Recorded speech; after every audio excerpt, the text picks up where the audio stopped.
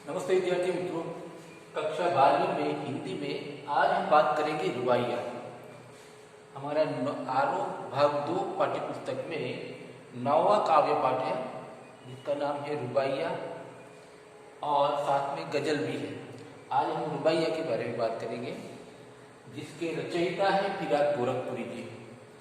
दोस्तों, सबसे पहले हम ये समझने की कोशिश करें कि ये रुबाइया क्या है। तो मैं आपको बता दूं कि रुबाई जो है वो एक पद्य यानी काव्य साहित्य का एक प्रकार है, एक छंद है। इस छंद के अंदर जिस तरह से दूसरी कविताओं में कवि जो है वो अपने भावों को व्यक्त करता है, तो यहाँ दूसरी कविताओं के मुकाबले इसका रूप जो है थोड़ा छोटा होता है पर भाव बड़े होते हैं इसमें। यहाँ इस रुबाइयों के अंदर फिराक गोरखपुरी जी ने सूरदास की याद दिला दी है। अपने माँ के बेटे के लिए जो प्रेम है, जो वात्सल्य भाव है, उसका वर्णन यहाँ किया गया है। देखें हम किस तरह से माँ अपने प्यारे बच्चे से किस तरह से स्नेह करती है, प्रेम करती है। आइए देखते हैं। पहली रुबाई कि आंगन में लिए चांद के टुकड़े को खड़ी हाथों पे झुलाती है उसे गोद भरी। रह रह के हवा में जो लोका देती है, गूंज उठती है खिलखिलाते बच्चे की हंसी। यहाँ शब्दार्थ देख ले तो चांद का टुकड़ा, माँ के लिए चांद का टुकड़ा अपना बेटा होता है, वो है। और दूसरा हवा में लोका देती है, उछालना। तो अब पूरी रुबाई को समझते हैं कि आंगन में लिए चांद के टुकड़े को खड़ी हाथों पे झुलाती है उसे गोद भरी। माँ अपने बेटे को लेकर के आंगन में खड़ी है और क्या कर रही है, वो उसे गोद में हाथों से झुला रही है। आगे, रह रह के हवा में जो लोका देती है, गूंज उठती है खिलखिलाते बच्चे की हंसी। यानी जब माँ बड़े प्यार से उसे अपने बेटे को गोद में झुला रही है तो बीच बीच में वो क्या करती है, हवा में भी उछालती है। तो इससे क्या होता है, बच्चे की हंसी जो है, खिलखिलाहट, वो गूंज उठती है।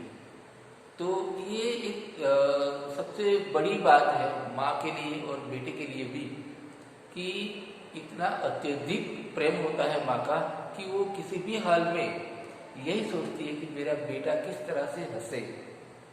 तो छोटे बच्चे की गूंज, हंसी की गूंज, खिलखिलाहट माँ को बहुत पसंद होती है, बहुत प्यारी लगती है। इसलिए वो अपने बच्चे को आंगन में लेकर के खड़ी है और उसे गोद में झुला रही है और कभी कभी हवा में भी उछाल रही है। तो ये व्याख्या आप देखते हैं और फिर से।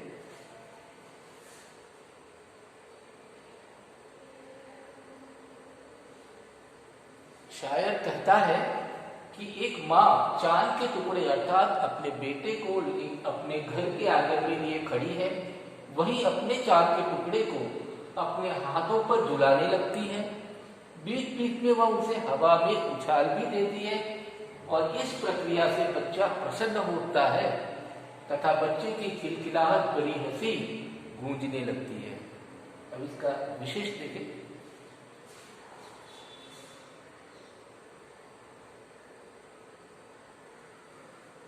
यहाँ शिल्प सौंदर्य में हम देखें विशेष में, तो माँ द्वारा बच्चे को झुलाना, बच्चे का हंसना आदि स्वाभाविक क्रियाएं है। तो यहाँ स्वभावोक्ति अलंकार है, स्वभावोक्ति। दूसरा वात्सल्य रस है, माँ बाप का अपने बेटे के लिए जो प्रेम होता है उसे वात्सल्य कहते हैं। तो यहाँ वात्सल्य रस है। दृश्य बिंब है। देखो, कवि अपनी रचना से हमारे सामने एक चित्र प्रस्तुत कर देता है, तो वो दृश्य भी जो हमारे सामने उपस्थित होता है वो कहाँ पर है, तो आंगन में लिए चांद के टुकड़े को खड़ी, तो हमारे सामने ये चित्र उपस्थित होता है। गोद भरी, फिर हाथों पे झुलाती, हवा में जो लोका देती, ये हमारे सामने दृश्य ऐसे खड़े होते हैं। तो ये दृश्य बिंब है। अंतिम पंक्ति में श्रव्य बिंब है, गूंज उठती है, तो हमें गूंज सुनने का आभास होता है, तो ये श्रव्य बिंब है। चांद के टुकड़े मुहावरे का सुंदर प्रयोग है। रह रह में पुनरुक्ति प्रकाश अलंकार है, सेम वर्ड रिपीटेशन। लोका देना देशज भाषा का प्रयोग है। हमने कक्षा 8वीं में हम पढ़ चुके हैं शब्द किस प्रकार के होते हैं। तो कुछ जो घरेलू शब्द है, जो देसी शब्द भी कहा जाता है, वो देशज शब्द, तो लोका देना देशी शब्द का प्रयोग है। हिंदी उर्दू मिश्रित शब्दावली है। तो ये पहली रुबाई हमने देखी। अब आगे देखते हैं।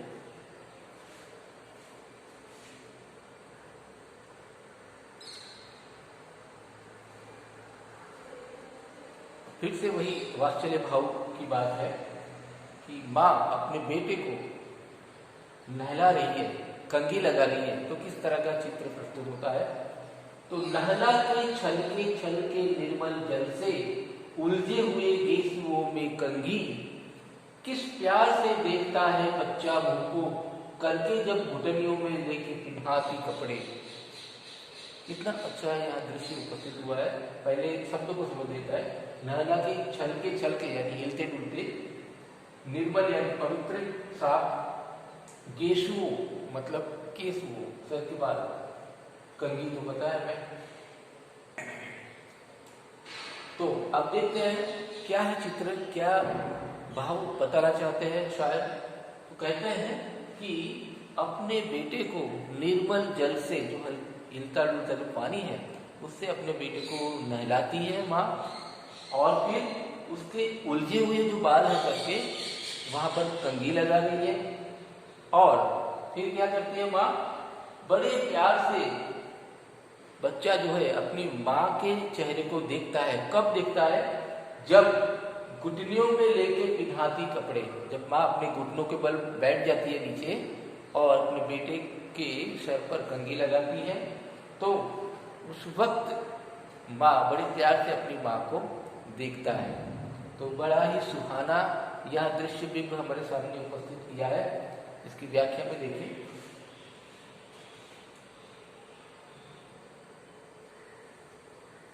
शायर कहता है कि माँ अपने बच्चे को स्वच्छ जल से नहलाती है, उसके उलझे हुए बालों में पानी छलक रहा है। माँ क्यों केवल की है जब बाप उसे अपने माँ जो है जब उसके अपने बेटे को लेकर के कंघी लगा रही है, अपने घुटनों पर लेकर कपड़ा पहनाती है, बच्चा अहिंसा से, यह लिखने में यह गड़बड़ है, मिस्टेक है लिखने में।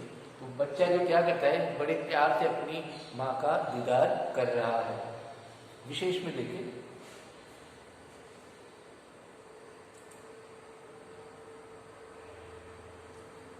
माँ के स्नेह का स्वाभाविक वर्णन है, अतः स्वभावोक्ति अलंकार है। वात्सल्य रस की सहज अभिव्यक्ति है, बड़ी प्यारी। छलके में पुनरुक्ति प्रकाश, और कंघी करके उसमें क दो बार उसमें अनुप्रास अलंकार है। जब घुटनियों में लेके पिन्हाती कपड़े में लोक भाषा का प्रयोग है। हिंदी उर्दू भाषा का विस्तृत रूप है, दृश्य बिंब है और रुबाई छंद है।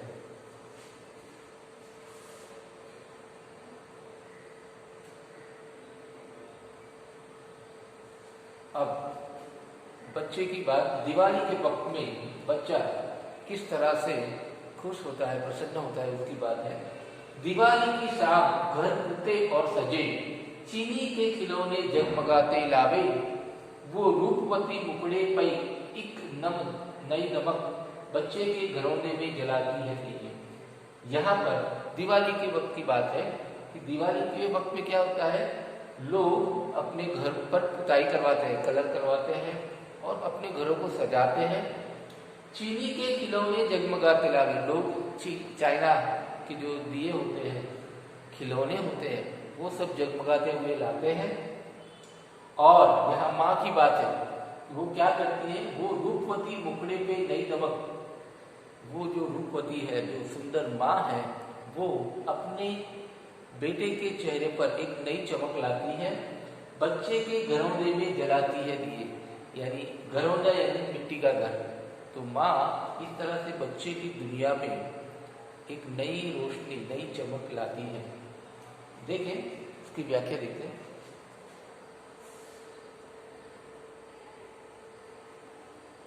शायर कहता है कि आज दिवाली की शाम है, इस अवसर पर घर रंग रोगान से पुता हुआ तथा सजा हुआ है।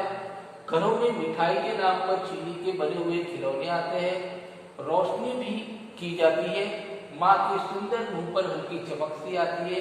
वह बच्चे के छोटे से घर में दिया जलाती है। यहाँ ये बिंबात्मक भाषा है। बच्चे के छोटे से घर में यानी कि बच्चे की जिंदगी में एक खुशियाँ आती है तो माँ, हाँ, तो विशेष में देखिए, आम व्यक्ति के घर में दिवाली के अवसर पर हुई रौनक का स्वाभाविक चित्रण है, हर जगह होता है। माँ की ममता का सुंदर चित्रण है। और दृश्य बिंब में देखें तो रंग रोगान से पुते और सजे घर, चीनी के खिलौने जगमगाते, रूपवती मुखड़े पे नमक, घरौंदे में जलाती है दिए। ये सब दृश्य बिंब है, हमारे सामने कोई दृश्य खड़ा करते हैं। रूपवती मुखड़ा और नर्म दमक विलक्षण प्रयोग है, यानी विलक्षण यानी एक्स्ट्रा ऑर्डिनरी, अलग से। रुबाइया छंद तथा भाषा का मिश्रित रूप है, हिंदी और उर्दू का।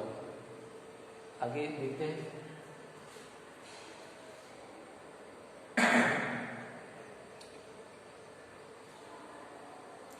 आंगन में ठुनक रहा है, जिदियाया है, बालक तो है चांद में ललचाया है। दर्पण उसे देखे कह रही है माँ, देख आईने में चांद उतर आया है।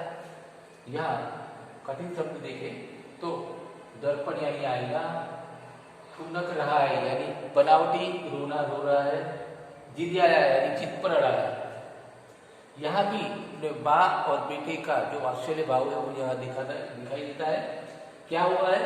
आंगन में बनावटी रोना रो रहा है। कौन? बालक। क्यों? वो जिद पर अड़ा है। कौन सी जिद? चांद की, चांद को पाने की चाहत। तीन हट जो होती है, तीन जिद, वो काफी मुश्किल होती है और हठीली होती है। उसमें राजहट, स्त्री हट और बाल हट। तो ये बच्चे की हट जो है, उसकी जिद ये है कि उसे चांद चाहिए।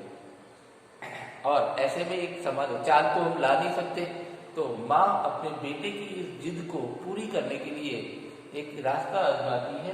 वो क्या करती है? दर्पण उसे देखे कह रही है माँ, देख आईने में चांद उतर आया। वो दर्पण दिखाती है अपने बेटे को और कहती है देखो उसमें चांद आ गया है। तो इस तरह से अपने बच्चे को रुलाना बंद करती है। तो यहाँ बच्चों की जो सहज जिद करने की जो आदत होती है, भाव होता है, उसका यहाँ पर चित्रण हुआ है।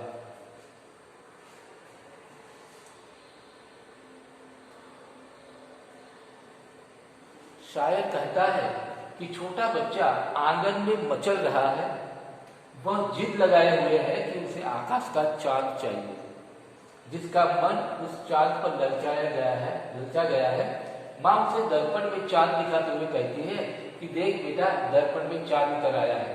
इस तरह वह बच्चे की जिद पूरी करती है।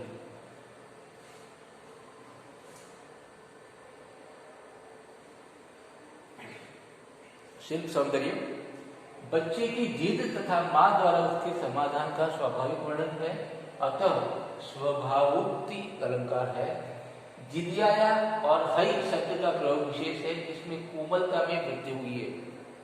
वात्सल्य रस घनीभूत है यानी ज्यादा है। चित्रात्मक शैली है, हमारे सामने चित्र उपस्थित करते हैं, चित्रात्मक शैली है। हिंदी उर्दू मिश्रित भाषा है। आईने में चांद उतर आया, एक सुंदर कल्पना। ठुनक शब्द में बच्चे के बाल मनोविज्ञान का सहज वर्णन है। तो इस तरह से माँ बेटी का यहाँ वात्सल्य का अच्छे से वर्णन हुआ है। आगे एक आखिरी रुबाई हम देखते हैं।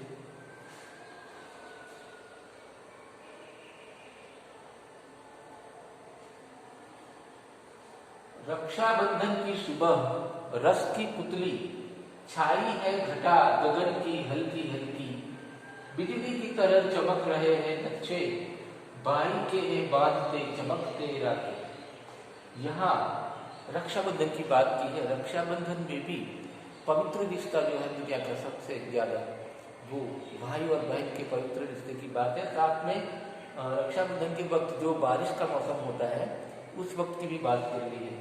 या रस की पुतली अर्थात आनंद की सौगात, मीठा संबंध। छाई है घटा गगन की, तो पता है। तो काफी लक्षा, लक्षा शब्द, लक्ष्य, लक्ष्य का मतलब होता है राखी के चमकदार लक्ष्य, राखी के जो धागा होता है वो लक्षा है। तो यहाँ पर रक्षाबंधन की सुबह जो होती है ना, वो बड़े प्यार की सौगात होती है, मिठाई की सौगात होती है, इतना अच्छा माहौल होता है। और ऐसे में क्या होता है, घटाएं गगन में हल्की हल्की सी छाई हुई होती है, बिजली की तरह चमक रहे हैं लच्छे। जब बहन अपने भाई को जो राखी बांधती है तो उस वक्त जो लच्छे जो है वो बिजली की तरह चमक रहे हैं। और कब, जब ये बहन अपने भाई को राखी बांधती है तब छिलक रहे हैं। यहाँ पर दो बातें हैं कि यहाँ आकाश में जो जुलाई के महीने में, जो जुलाई के आसपास जो राखी का त्यौहार आता है, उस वक्त भी आकाश में बिजली कड़कती है और घटाएं भी होती है काली। तो वो दोनों का जिस तरह से अच्छा संबंध है, इसी तरह से यहाँ भाई बहन बिजली और घटा की तरह उनका संबंध बताया गया है कि यहाँ बिजली एक सत्य को बताती है, एक पवित्रता को बताती है। तो इसे समझते हैं आगे। कवि कहता है कि रक्षाबंधन की सुबह आनंद व मिठास की सौगात है। यह दिन मीठे संबंध का दिन है। सावन का महीना है, आकाश में काले काले बादलों की हल्की घटाएं छाई हुई है। इन बादलों में बिजली चमक रही है। इसी तरह, किस तरह, जिस तरह राखी के लच्छे भी बिजली की तरह चमकते हैं, बहन अपने भाई की कलाई पर चमकीली राखी बांधती है। यह भाई बहन के स्नेह का वर्णन है।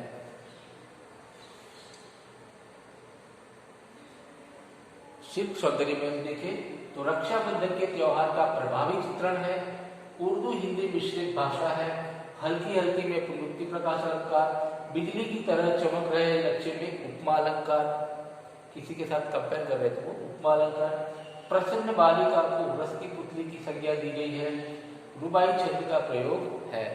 तो इस प्रकार पूरे ये काव्य पाठ में हमने देखा कि इन रुबाइयों के जरिए इराक गोरखपुरी जो शायर है उन्होंने यहाँ पर माँ और बेटे के स्नेह का, वात्सल्य भाव का वर्णन किया है। आखिरी रुबाई में दो भाई बहन का जो पवित्र रिश्ता है और त्योहार है रक्षाबंधन, उसकी बात की है। तो आज के लिए बस इतना ही। अगले वीडियो में हम आगे बात करेंगे गजल पर। इराक गोरखपुरी की गजलें जो है वो काफ़ी फेमस है, तो गजलों की बात करेंगे नेक्स्ट वीडियो में। आपसे निवेदन है कि ये सब जो रुबाइयाँ हमने चर्चा की, तो उसकी व्याख्या और शिल्प सौंदर्य विशेष वो भी आप अपनी नोटबुक में कॉपी कर लें। धन्यवाद।